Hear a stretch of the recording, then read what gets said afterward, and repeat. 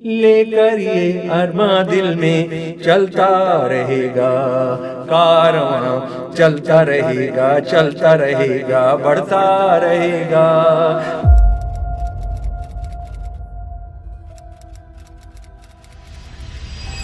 To undo the heritage of joint martyrdom of 1857, ये जो सेना आई थी मेरठ से, इसमें 80% हिंदू थे, 20% मुसलमान थे। अजीमुल्ला खान जो स्ट्रेटेजिस्ट थे 1857 की लड़ाई के, मुनीर बेग साहब को चिता जलाई गई, हुकुमचंद जैन जी को दफनाया गया। रानी लक्ष्मीबाई को ये समझ में आ गया कि अगर हम ग्वालियर का जो सिंध का जो सिंधिया जो राजा है, जो आरएसएस का परिवार, जहाँ पूरा आरएसएस पला बढ़ा, उसको अगर कब्जा नहीं करेंगे, वो असली दलाल जो है, तो अंग्रेजों को नहीं भगा सकते। तो दिल्ली के अंदर मुसलमान और हिंदू औरतें घोड़े पर बैठकर तलवारें लेकर निकल आती थी। थाना भवन की 14 औरतें, जरा इनके नाम सुन लीजिए। इतना शर्मनाक है, इतना सनसनीखेज है, इतना जासूसी है कि आपको यकीन नहीं आएगा कि ये सचमुच में हुआ था। जैसे दिल्ली को हरवाने में 3 लोग शामिल थे।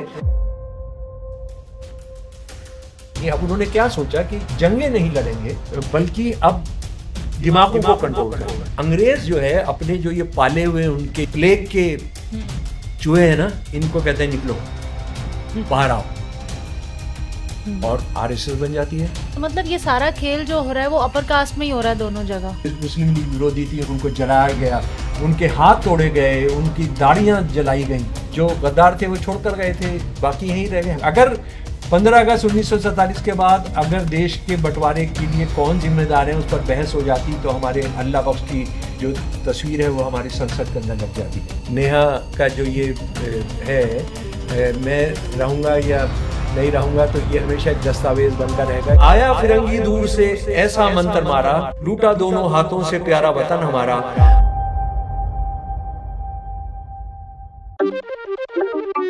हिंदू मतलब तो कट्टर हिंदू नहीं। अमेरिका थप्पड़ मार रहा है, चीन थप्पड़ मार रहा है, इसलिए मोदी जी से विनती है कि वो रिटायर हो जाए, वो रिटायर हो जाए, वो रिटायर हो जाए। चुप कर। सर, हमने अभी काकोरी पे बहुत इलेबोरेट जो चर्चा करी, बहुत इमोशंस भी उमड़ के आए, और साथ में हमें काफ़ी चीज़ें ऐसी पता चली जो अभी तक शायद नहीं पता होगी हमें। 1857 के रिवोल्ट में भी हम एक चर्चा करना चाहते हैं, क्योंकि आपको मैंने एक थाना भवन का इंसिडेंट भी कहते हुए सुना था। तो मैं चाहती हूँ कि आप हमारे दर्शकों को भी बताएं और मुझे भी बताएं। मुझे थाना भवन के इंसिडेंट के बारे में कुछ नहीं पता। नहीं, बहुत आपने बहुत ज़रूरी आपने बात उठा दी, और इस पर हमने ज़रूर चर्चा करनी चाहिए, क्योंकि अगर हम 1857 को नहीं समझेंगे साथी, तो हम जो है फिर आज जो देश में जो कुछ हो रहा है हम उसको भी नहीं समझ पाएंगे। यानी ये जो आरएसएस, हिंदू महासभा, मुस्लिम लीग, तबलीगी जमात, ये हमारी 1857 में हार की वजह से ही पैदा हुए। इसको हमको, हाँ, और उसको यानी वो to undo the heritage of joint martyrdom of 1857, और 1857 की जो दास्तानें हैं वो आप ऐसा लगेगा कि जैसे ये भी हुआ था कभी इस देश में, ये हुआ था इस देश के अंदर। और मैं जो भी बात करता हूँ वो उस ज़माने के दस्तावेज़ों पर बात करता हूँ। मैंने जो ये सारी बातें की अपने काकोरी के शहीदों पर, उनके दस्तावेज़ों की बात की। 1857 के लिए मैंने 10 साल से ज़्यादा सारी दुनिया में उस ज़माने के जो नैरेटिव, जो ऑटोबायोग्राफीज़ थी, जो रिपोर्ट्स थी, जो अंग्रेज़ गजेटियर्स थे, वो एक जगह जमा किए हैं, और उसके आधार पर मैं कह सकता हूँ कि हमारे 1857 में जो हिंदू, मुसलमान, सिखों की और सब जातियों की जो ज्वाइंट कुर्बानियाँ थीं 20 हज़ार की तादाद में, उसको अंडू करने के लिए ही ये सब पैदा हुए। जी, उस ज़माने के दस्तावेज हमें 1857 के बारे में क्या बताते? हिंदू मुसलमान लड़ रहे थे, हिंदू सिख लड़ रहे थे? जी नहीं। दुनिया की सबसे बड़ी ताकत जिसके राज में कभी सूरज नहीं डूबता था, उसके साथ जो उन्होंने टक्कर ली थी, उसके उस ज़माने के दस्तावेज़ों के आधार पर मैं 3-4 किस्से सिर्फ आपको बताऊंगा। एक है 10 मई को मेरठ से चलकर वो दिल्ली पहुंच जाते हैं, 11 तारीख मंडे है, 11 को पहुंच जाते हैं, और बहादुर शाह जफ़र जो अपने एक छोटे से हिस्से के अंदर, लाल किले के अंदर जो उनका महल था उसके अंदर बैठे हैं, और ये इनकलाबी जो है वो उनको मजबूर करते हैं कि आप जो है आप असली हिंदुस्तान के बादशाह हैं, आपको नाजायज़ तौर पर हटाया गया था, तो आप बादशाह बनिए। और वो पूरा दिन लगा देते आनाकानी करते हुए कि मैं तो कब्र में पैर लटकाए बैठा हूँ, ये सब है, लेकिन उनको मजबूर करते हैं।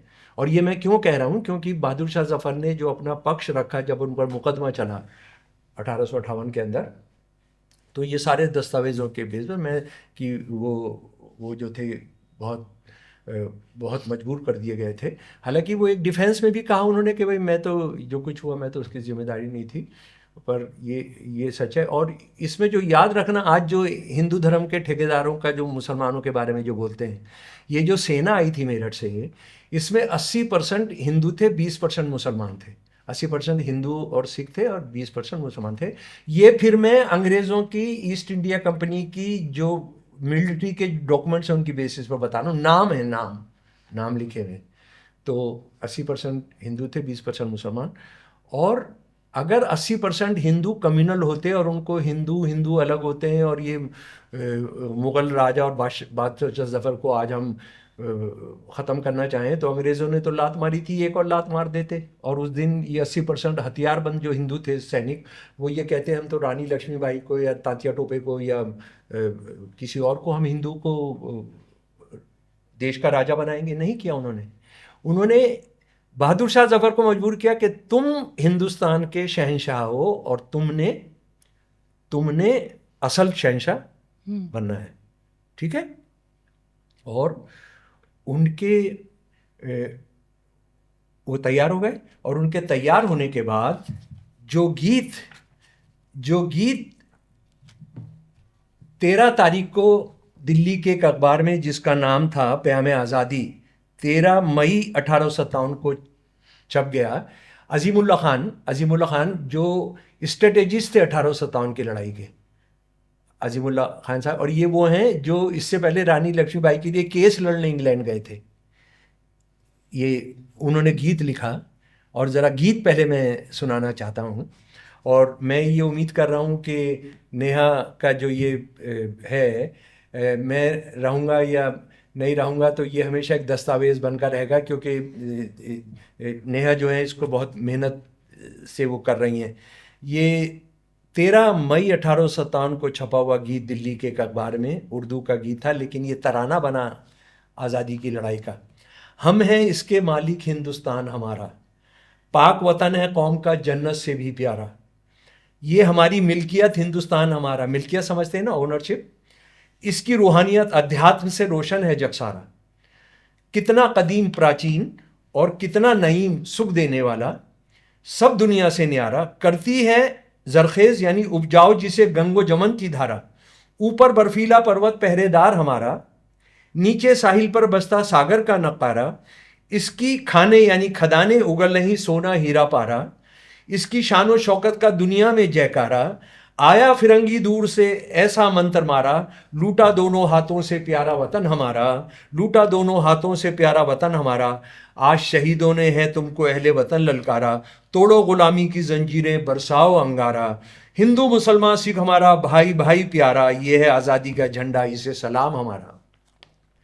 कौन सी तारीख को लिखा है? 13 मई 1857 को। और जो सेना लड़ती थी हिंदू मुसलमान सिख ईसाई इनकलाबियों की, वो सेना ये तराना गाती थी। इसकी एक धुन बिठाई गई थी। हम कितनी बात करते हैं वंदे मातरम की, और इसकी हमने कभी इस गाने की बात की? इस गाने की बात नहीं की। अच्छा, जो चप्पे चप्पे पर हुआ उसका 2-3 उदाहरण मैं आपको दूंगा कि क्या हुआ था। दिल्ली के पास में एक जगह है हाँसी है। ये पुराना जो सिल्क रूट है, मुगल सिल्क रूट है, उसके रास्ते पर है। बहुत बहुत मशहूर शहर है ये हाँसी जो है। हाँसी में 2 दोस्त थे जो बड़े ज़मींदार भी थे, और वो मुनीर बेग और हुकुम चंद जैन, ये दोनों दोस्त थे। गणित के विद्वान थे, संस्कृत के विद्वान थे, फारसी के विद्वान थे, अरबी के विद्वान थे, और अपनी सेना भी रखते थे। जब 11 मई 1857 को आज़ाद हिंदुस्तान बहादुर शाह जफ़र को घोषित कर दिया गया, तो इनको जिम्मेदारी दी गई हरियाणा को अंग्रेज़ों से मुक्त कराने की। ये इन्होंने ज़बरदस्त लड़ाई लड़ी राव तुलाराम वगैरह और दूसरे साथियों के साथ मिलकर, और लेकिन गद्दारों की वजह, हिंदू मुसलमान दोनों रजवाड़े और बड़े ज़मींदार जो थे उनके गद्दारों की वजह से, और उधर से पंजाब के जो राजे थे पटियाला वगैरह के, वो आ गए अंग्रेज़ों के साथ और ये गिरफ्तार हो गए, ये दोनों गिरफ्तार हो गए और दोनों को फांसी पर लटका दिया गया। फांसी पर लटकाने के बाद जो होता है ज़रा उसको सुनिए और देखिए हिंदू मुसलमान ने अपने साथ क्या क्या कुर्बानियाँ की हैं जो आज आप बांटना चाहते हैं। मुनीर बेग साहब को चिता जलाई गई उनकी, हुकुमचंद जैन जी को दफनाया गया, और अंग्रेज अफसर नेहा जी जो वहां पर था उसने क्या भाषण किया जरा सुन लीजिए। हिंदू मुसलमान एकता से कितना वो लरसते थे, कितना डरते थे कि अच्छा तुम बहुत हिंदू मुसलमान की एकता की बात करता है, यूनिटी की बात करता है, अब तुम अपनी मुक्ति करा लो।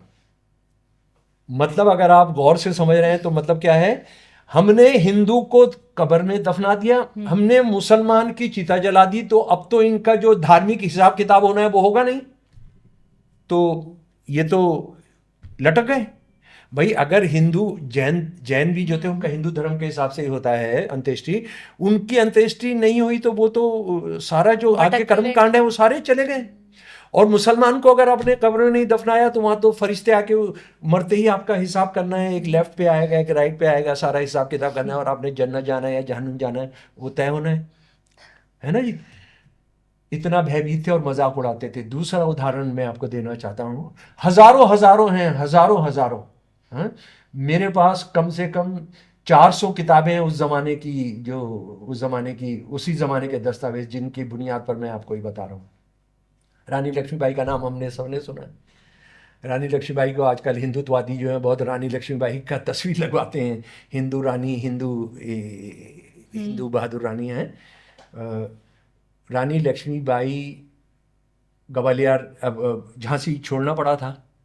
क्यों छोड़ना पड़ा था कि अंग्रेज़ों के और उनके दलालों ने घेर लिया था, और उनके 2 मुसलमान जो कमांडर थे, एक घोड़सवार सेना का और एक तोपखाने का, वो दोनों जो थे, दोनों मुसलमान थे पठान, उन्होंने कहा कि आप यहाँ से निकलिए, हम लोग देखेंगे, और वो दोनों वहाँ शहीद हुए। तो रानी लक्ष्मीबाई को ये समझ में आ गया कि अगर हम ग्वालियर का जो सिंध का जो सिंधिया जो राजा है, जो आरएसएस का परिवार जहाँ पूरा आरएसएस पला बढ़ा, उसको अगर कब्जा नहीं करेंगे, वो असली दलाल जो है, तो अंग्रेजों को नहीं भगा सकते। तो she came to attack Gwalior.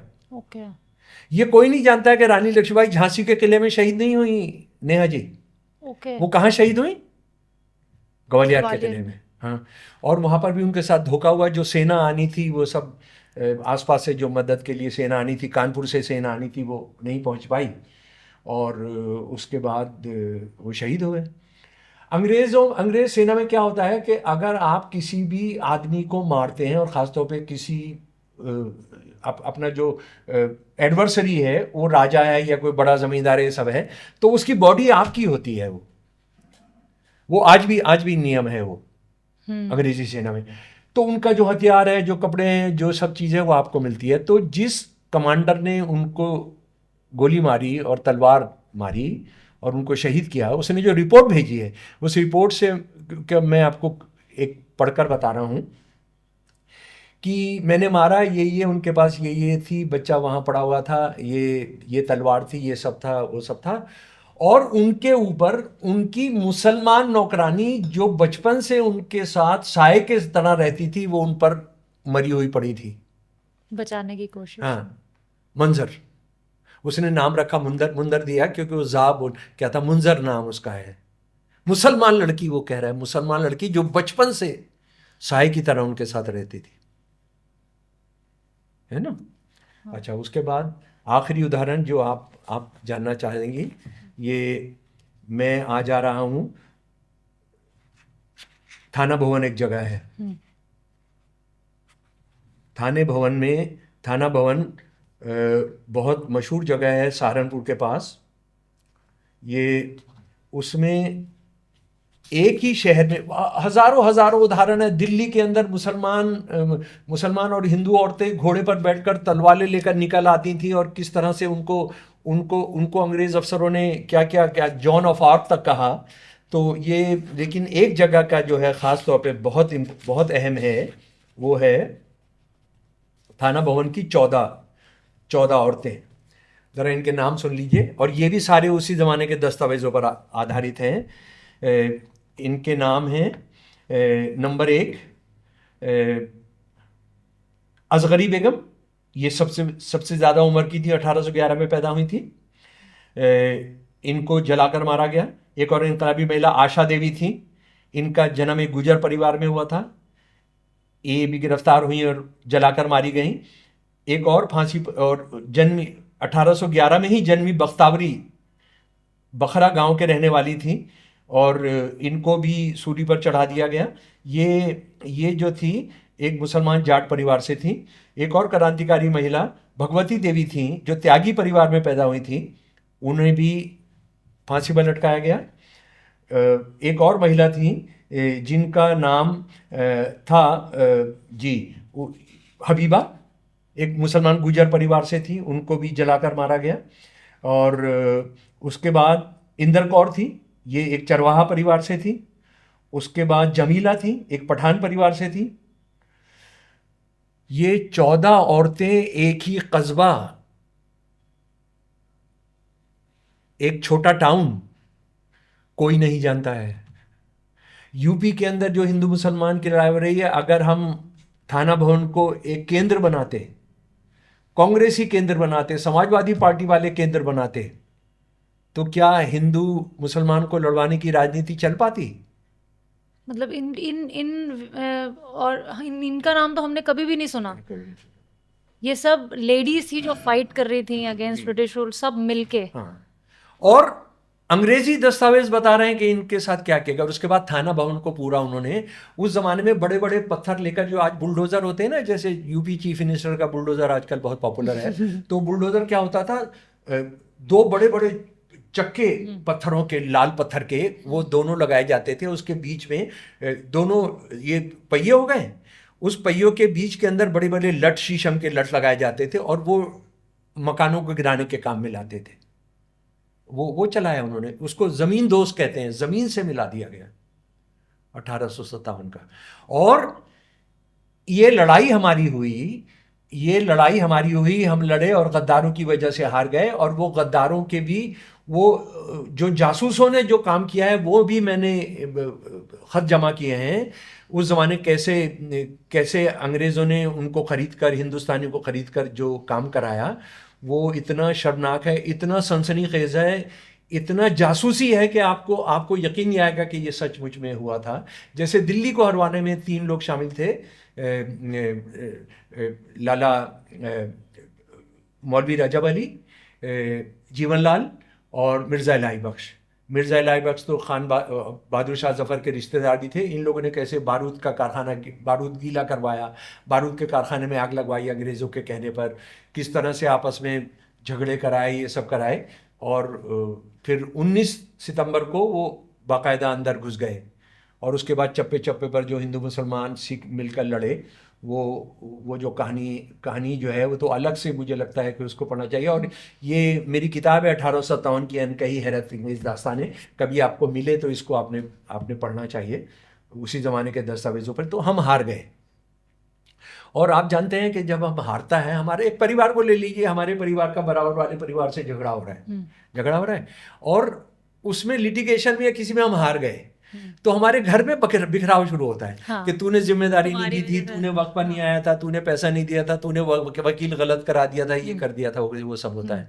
और यही बिल्कुल हमारे साथ हुआ। जो मुसलमानों के और हिंदुओं की जो ऊंची जाति के लोग थे, उन्होंने अंग्रेजों से कहना शुरू किया, सर हम नहीं थे सर इसमें शामिल। हिंदुओं के लिए कहना शुरू किया बंकिम चंद्र चटर्जी ने, और पंडित कन्हैया लाल थे, अमेठी के राजा के मुंशी थे। उन्होंने तो सितंबर 1857 में किताब लिख दी, मोहरबाई अजीम, उर्दू के अंदर 500 पेज की किताब लिख दी कि ये मुसलमानों ने किया है, हिंदुओं ने किया ही नहीं है।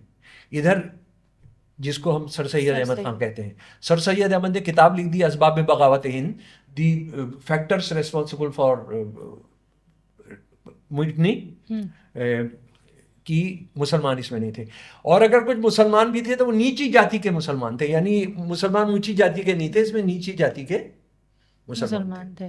ये जो बंदा है, और इन सबको तोहफे मिले, इसको 5,000 रुपये मिले, सर सैयद को, बंकिम चंद्र चटर्जी को 2 सब्जेक्ट में फेल थे, उसके बावजूद उनको पास करा के उनको IAS के लेवल की नौकरी दी गई। पहला 1857 में हार के बाद जो पहला हिंदुस्तानी बनता है, उस पर हम लोग वंदे मातरम पर बात करेंगे, यहाँ पर वो ख़त्म कर दे रहे हैं। तो ये जब होता है तो पूरा देश में जाहिर है नाउमीदी का इसका माहौल हो जाता है, और अंग्रेज़ बहुत दमन करते हैं, लेकिन दमन की भी सीमा होती है।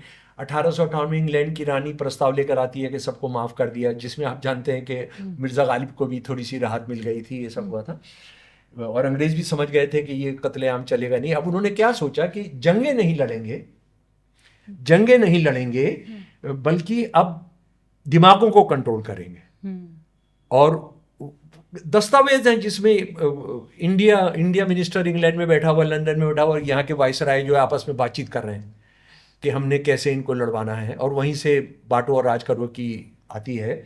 तो उन्होंने हिंदू मुसलमानों को दोनों को ये बताना शुरू किया कि तुम्हारा धर्म सबसे अजीम है, तुम तो मुसलमान, तुम तो इस देश पर राज कर चुके हो, तुम हिंदुओं के साथ क्यों जा रहे हो। उधर हिंदुओं को कह रहे हैं तुम्हारा तो बहुत प्राचीन देश है, तुम्हारा तो महान सभ्यता है, हिंदू धर्म जो है दुनिया का सबसे पुराना धर्म है, तो तुम मुसलमानों के साथ क्यों जा रहे हो। ये आज तक लेके घूम रहे हैं लोग अपने दिमाग में। और ये 1857 के बाद की पैदावार है। 1857, आप ये समझ लीजिए, उपनिषद जो आज डिस्कशन में है, उपनिषद जो है वो 19वीं शताब्दी से पहले आते नहीं है, डिस्कशन के अंदर आते नहीं है ना। भगवत गीता पर बहुत चर्चा नहीं होती है।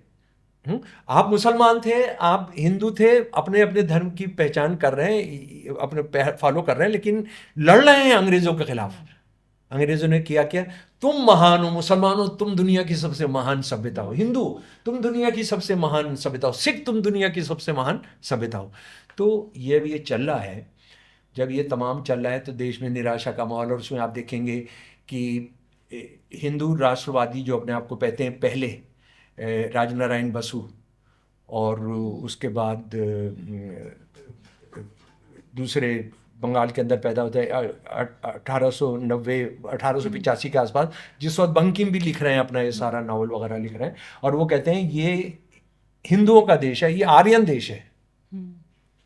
पहली बार ये हो रहा है कि ये देश में हिंदू रहते हैं और वो हिंदुओं का देश है। सर सैयद कह रहे हैं मुसलमान अलग राष्ट्र होते हैं, सर सैयद के साहब कह रहे हैं वो अलग राष्ट्र होता है, लेकिन अभी ये नहीं कह रहे हैं कि दोनों साथ नहीं रह सकते। अभी ये है कि अलग अलग राष्ट्र हैं, तो इस पर अंग्रेज लग जाते हैं। उधर वो बंगाल का पार्टीशन कराते हैं मुसलमान रूलिंग क्लास को जीतने के लिए, उसका बंटवारा ख़त्म कराते हैं हिंदू रूलिंग क्लास का दिल जीतने के लिए, ठीक है।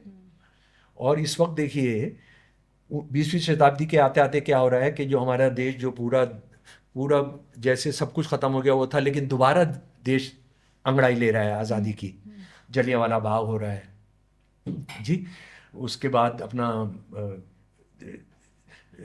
कम्युनिस्ट पार्टी बन रही है, भगत सिंह नौजवान सभा 1925 के अंदर बना रहे हैं, फुले जो हैं वो अपना सेल्फ रिस्पेक्ट मूवमेंट चला रहे हैं, हितकारणी बाबा साहब जो हैं वो बहिष्कृत हितकारणी सभा बना रहे हैं।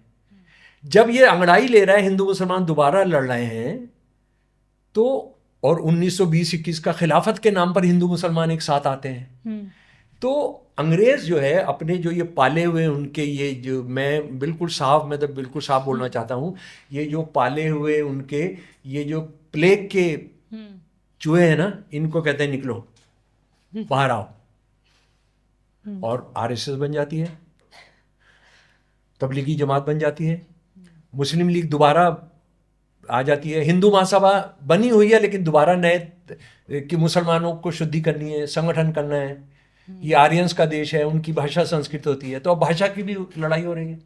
और अंग्रेज ये काम और क्या कर रहे हैं कि भारत की सेना जो है, इससे पहले उनके नॉमेनक्लेचर जो नाम है वो सेकुलर थे, यानी जैसे ईस्ट इंडिया कंपनी की जो बटालियन है कैवलरी की, उसका नाम है 1007, आर्टिलरी का 2003, ये नाम है सारे के सारे। अंग्रेज क्या करते हैं 1906 में, धर्म के नाम पर कर रहे हैं, फिर जाति के नाम पर, Baloch regiment, Sikh regiment, Jat regiment, और ये अब तक आज चलती अब तक चल रहा है, और अब तक कोई चल इसको रहा है, सोचता ही नहीं अब तक हटा। चल रहा है। जो हमारे राष्ट्रपति भवन की जो गार्ड है उसमें आज भी है कि उसमें से कौन कौन सी जाति की सेना के लोग उसकी पहरे के लिए आएंगे, आज भी है।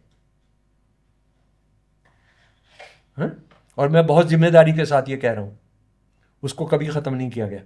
तो ये जब आती हैं तो उसके बाद आप जानते हैं कि टू नेशन थ्योरी सबसे पहले मुसलमान हिंदू अलग अलग कौमें हैं, ये हो रही है बात। और सन 1933-34 के अंदर 35 के अंदर इकबाल वगैरह भी कहेंगे, करामत अली भी कहेंगे, ये सब है। लेकिन ये इनको निकाल के बाहर करना है। ये भाई परमानंद सन 1906 में अपनी आत्मकथा में कह देते हैं कि हमने सारे मुसलमानों को अफगानिस्तान भेज देना है। अच्छा। हैं? और इसको पूरा ये आर्यवर्त जो है ये वो रहेगा। लाला हरदयाल, जिनको मैं सोचता था कि बहुत इनकलाबी और ये सब है, वो कहते हैं कि हमने शुद्धि करनी है सारे मुसलमानों की और इनको अफगानिस्तान भेजना है, नहीं तो आने वाली हिंदू जो पीढ़ियां हैं उनका वो सुरक्षित नहीं रहेंगी। लाला लाजपत राय 1925 में हिंदुस्तान टाइम्स में लिखते हैं कई आर्टिकल कि हम जहां भी मुसलमान अच्छी खासी तादाद में वहां एक पाकिस्तान दे देंगे, हम बंगाल में भी एक पाकिस्तान दे देंगे। लाला लाजपत राय 1925 में। 1937 में जब हिंदू महासभा के अध्यक्ष बनते हैं सावरकर साहब कहते हैं इंडिया जो है एक लड़ी में पिरोया हुआ राष्ट्र नहीं है, यहाँ दो एक दूसरे से झगड़े में फंसे हुए हिंदू और मुसलमान दो राष्ट्र हैं। जो हम कहते हैं ना मुसलमान टू नेशन थियरी दिया था, वो आरसी मजुमदार, जिनको आरएसएस वाले कहते हैं कि हिंदू इतिहासकार है, भारतीय इतिहासकार है, उन्होंने लिखा है कि जिन्होंने 50 साल के बाद हिंदू राष्ट्रवादियों से, बंगाल के हिंदू राष्ट्रवादियों से टू नेशन थियरी सीखी। और ये सारी इतिहास की बातें नहीं, हमारे तक इस पर पार्लियामेंट में आती। चर्चा ही नहीं हो रही है। और उसके बाद ये भी चर्चा नहीं हो रही है कि भारतीय मुसलमानों ने, मुस्लिम लीग का प्रस्ताव आया 22-23 मार्च 1940 को, 3 हफ्ते के अंदर दिल्ली के अंदर दुनिया मुसलमान इतिहास की सबसे बड़ी कॉन्फ्रेंस की, आज़ाद मुस्लिम कॉन्फ्रेंस, के हम पाकिस्तान नहीं बनने देंगे, हम टू नेशन थियरी को रद्द करते हैं। और ये सारे मुसलमानों की जो लोअर कास्ट के उनके ऑर्गेनाइजेशन थे। तो मतलब ये सारा खेल जो हो रहा है वो अपर कास्ट में ही हो रहा है दोनों जगह। अपर कास्ट, लेकिन वो अपर कास्ट तो बंदे नहीं ले आ सकती है ना लड़ने के लिए सड़क पर, तो लोअर कास्ट चाहिए होती है। लोअर कास्ट चाहिए होती है तो उनको ये वाला सेगमेंट जो है, ये जो गाना 18 मुस्लिम लीग के खिलाफ जो आज़ाद मुस्लिम कॉन्फ्रेंस के लोगों ने जो गाना गाया और जो सारे देश में फैल गया, वो भी मैं जरा सा आपको सुना दूं। हाँ जी। वो इसका हम खत्म कर देंगे इस वाले सेगमेंट को, ठीक है? हाँ जी। ये शमीम करानी साहब जो 26, 27, 28 अप्रैल 26, 27, 28, 29 अप्रैल को दिल्ली में जो आज़ाद मुस्लिम कॉन्फ्रेंस हुई, उसमें जो तराना बना और मुस्लिम लीग के खिलाफ जो तराना सारे देश में फैल गया। और ये भी समझ लीजिए कि कहा जाता है कि मुसलमानों ने मुस्लिम लीग को वोट दिया था, ये बहुत बड़ा झूठ है।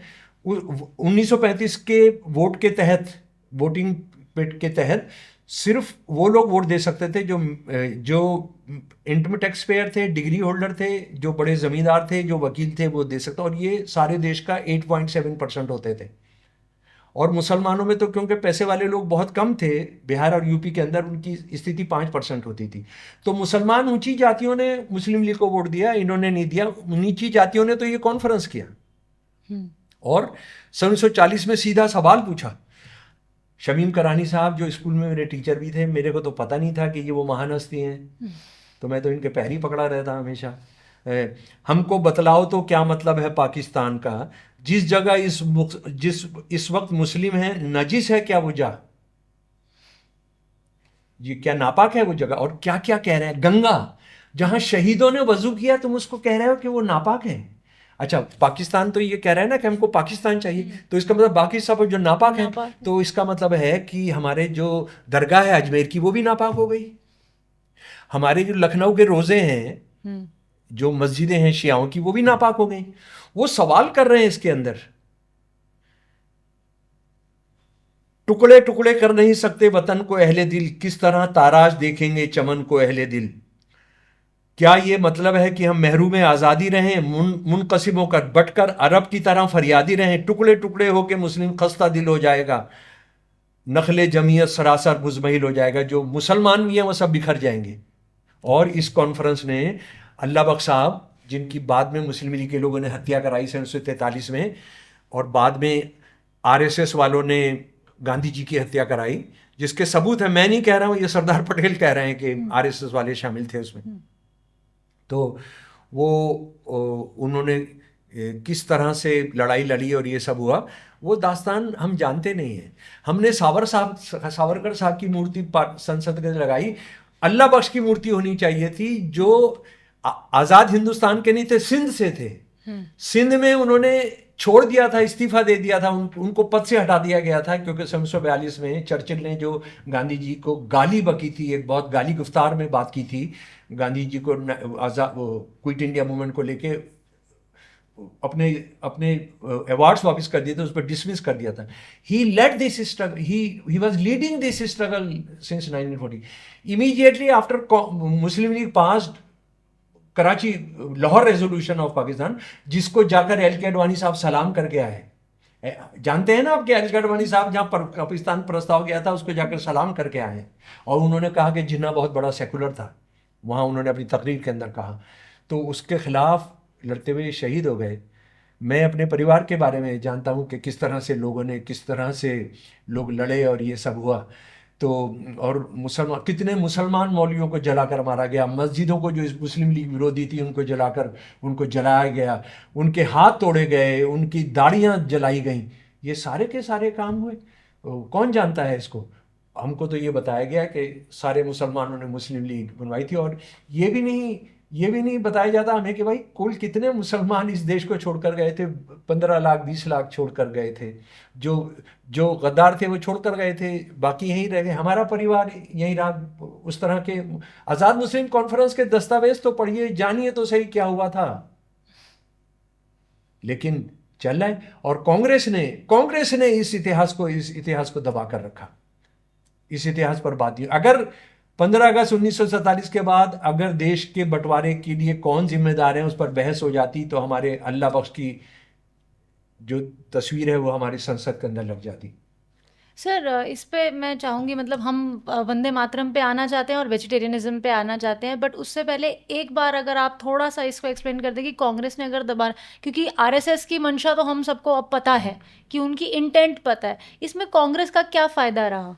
नहीं, कांग्रेस का फायदा ये इतिहास दबाने कांग्रेस के अंदर जो है काफी बड़ी लेवल पर हिंदू राष्ट्रवादी काबिज थे। अच्छा। काफी बड़ी तादाद पर। और वो वंदे मातरम पर साफ हो जाएगा, वंदे मातरम साफ हो जाएगा। ठीक है ना। असल में आरएसएस ने कांग्रेस पर पूरा कब्जा किया था, इसीलिए 1930 या 33 में कांग्रेस ने फैसला किया कि मुस्लिम लीग और आरएसएस से जुड़े हुए लोग कांग्रेस के मेंबर नहीं बनेंगे। लेकिन इनके माथे पे थोड़ी लिखते थे भाई, आरएसएस वाले बोलते हैं हमारी मेंबरशिप नहीं होती। हाँ। तो और ये मजे की बात है, आपकी मेंबरशिप नहीं होती, लेकिन आप बोल देते हैं कि ये फला आदमी जो है जिसने गांधी जी की हत्या की वो आरएसएस का आदमी नहीं है। ये बड़ी मजे की बात है, आपकी मेंबरशिप नहीं होती है ना, आपका कोई रजिस्टर नहीं होता, लेकिन आप फट से बता देते हैं। आप फट से बता देते हैं। तो बात यह है कि वो घुसाए, उन्होंने घुसाए। और उसको जानने के लिए कुछ और नहीं करना है आपने। Life of a time, Rajeshwar Dayal जो पहले होम सेक्रेटरी थे यूपी के, उनकी किताब है अंग्रेजी में, जरूर पढ़नी चाहिए कि किस तरह से गोलवालकर वेस्टर्न यूपी में मुसलमानों के कत्ले आम का पूरा खाका बनाकर, नक्शे लेकर, कौन सी गली से जाना है क्या करके वो पकड़ लिया था। एक आईजी थे जेटली, और वो लेकर पंत के पास आए, और पंत ने इतनी देर लगाई कि ये निकल कर बंदा वहां से चला गया। आज वो मौजूद है किताब, ICS राजेश्वर दयाल जी की। बाबरी मस्जिद में रात को जो 1949 के अंदर जो रामलला प्रकट हुए सीता जी के साथ, वो कोई ऐसे ही थोड़ी आ गया था। वो तो साजिश के चलते। हाँ, बात यह है कि अगर उस पर आप बात करना चाहते हैं कि देखिए, राम मंदिर तोड़कर बाबरी मस्जिद बनाई गई, इसका सबसे बड़ा साक्षी, इसका सबसे बड़ा नरेटर कौन होगा? गोस्वामी तुलसीदास। गोस्वामी तुलसीदास जी ने रामायण लिखी, रामचरितमानस लिखी, जिसका मतलब होता है राम जी के जीवन का समंदर, है ना, जो लिखी वो 38 साल के बाद लिखी, जब ये कहा जा रहा है कि बाबरी मस्जिद बनाई गई राम मंदिर को तोड़कर, 38 साल के बाद। और उन्होंने इसका कोई जिक्र नहीं किया। सुप्रीम कोर्ट ने कह दिया कि कोई नहीं तोड़ा गया। हाँ जी, अच्छा, अरबिंदो हिंदू धर्म के सबसे बड़े नरेटर हैं, विवेकानंद सबसे बड़े नरेटर हैं, आरसी मजूमदार, जदुना सरकार सबसे बड़े हिस्टोरियन हैं जी, राइट। शिवाजी ने कभी नहीं कहा कि मैं अयोध्या जा रहा हूं, मैं राम मंदिर बनवाने के लिए। ये तो पैदा ही 1947 के बाद के हिंदू मुसलमान को बंटवाना है, नहीं तो राज कैसे चलेगा। और कांग्रेसियों ने उसको शुरू कराया, कांग्रेसी उसमें मदद करते थे, जो आरएसएस के कांग्रेसी होते थे। जी जी।